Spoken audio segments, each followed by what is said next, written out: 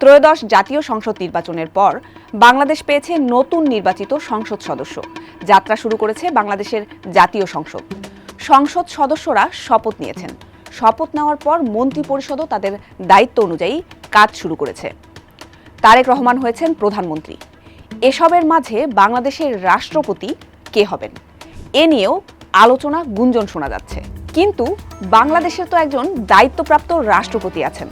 তাহলে নতুন সরকারের রাষ্ট্রপতি নিয়ে আলাদা করে আলোচনা কেন? বাংলাদেশের রাষ্ট্রপতি নির্বাচন আসলে কিভাবে হয় জানবো আজকের স্টার এক্সপ্লেইনসে। শেখ হাসিনা সরকারের আমলে বাংলাদেশের 22তম রাষ্ট্রপতির দায়িত্ব নিয়েছিলেন মোহাম্মদ শাহাবুদ্দিন। গণ অভ্যুত্থানের মুখে শেখ হাসিনা সরকার পতনের পর রাষ্ট্রপতির পদত্যাগের দাবি উঠেছিল। হঠাৎ 2025 সালের ডিসেম্বরে বার্তা সংস্থা রয়টার্সকে দেওয়া এক সাক্ষাৎকারে রাষ্ট্রপতি মোহাম্মদ শাহাবুদ্দিন বলেছিলেন, এই দায়িত্বে তিনি অপমান বোধ করছেন। নির্বাচনের পরে তিনি সরে যেতে চান।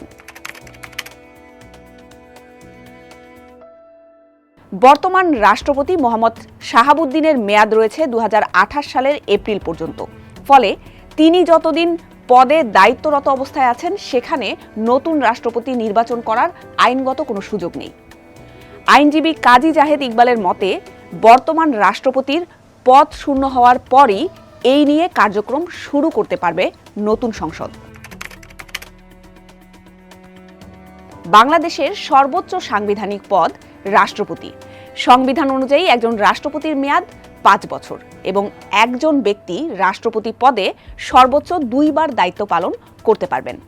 বাংলাদেশের রাষ্ট্রপতির পদ 3টি কারণে শূন্য হতে পারে। প্রথমটা হলো রাষ্ট্রপতির মেয়াদ শেষ হয়ে গেলে। দ্বিতীয়টা হলো যদি রাষ্ট্রপতির মৃত্যু ঘটে কিংবা তিনি যদি পদত্যাগ করেন। তৃতীয়টা হলো যেটা সবচেয়ে গুরুত্বপূর্ণ, সংবিধানের 52 বা 53 অনুচ্ছেদ অনুযায়ী রাষ্ট্রপতিকে সংসদ অভিশংসন করলে রাষ্ট্রপতির পদ শূন্য হয়। ফলে এই ক্রাইটেরিয়াগুলো পূর্ণ না হলে নতুন রাষ্ট্রপতি হিসেবে কেউ শপথ নিতে পারবেন না। এরপর যদি রাষ্ট্রপতির পদ শূন্য হয় তবেই নতুন রাষ্ট্রপতির জন্য নির্বাচন অনুষ্ঠিত হতে পারবে। তবে সংসদ নির্বাচনের সঙ্গে রাষ্ট্রপতি নির্বাচনের পার্থক্য আছে। একসময় বাংলাদেশে রাষ্ট্রপতি শাসিত সরকার ব্যবস্থায় সরাসরি ভোটে রাষ্ট্রপতি হওয়ার বিধান ছিল। তবে 1991 সালে পুনরায় সংসদীয় ব্যবস্থায় ফিরে যাওয়ার পরে সেই পদ্ধতি বাতিল হয়। বাংলাদেশের বিদ্যমান সংবিধান অনুযায়ী এখন দেশটির রাষ্ট্রপতি নির্বাচিত হন সংসদ সদস্যদের ভোটে। নিয়ম অনুযায়ী বাংলাদেশের প্রধান নির্বাচন কমিশনার নির্বাচনী কর্তা হিসেবে রাষ্ট্রপতি নির্বাচন পরিচালনা করেন। এখানে কারো বয়স 35 বছরের কম ও সংসদ সদস্য নির্বাচিত হওয়ার যোগ্য না হলে কেউ রাষ্ট্রপতি হতে পারবেন না।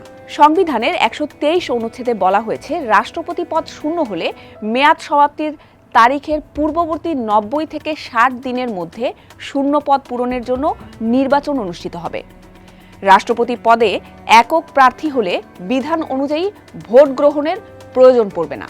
রাষ্ট্রপতি নির্বাচনের তফসিল ঘোষণার পর সংসদ অধিবেশন চলাকালীন এই নির্বাচনের ভোট গ্রহণ অনুষ্ঠিত হয়। তবে রাষ্ট্রপতি নির্বাচনের প্রয়োজনীয় সময়ে যদি অধিবেশন না থাকে তাহলে নির্বাচন কমিশন স্পিকারের সঙ্গে আলোচনা করে প্রজ্ঞাপন জারি করে ভোট গ্রহণের কমপক্ষে 7 দিন আগে অধিবেশন আহ্বান করবে।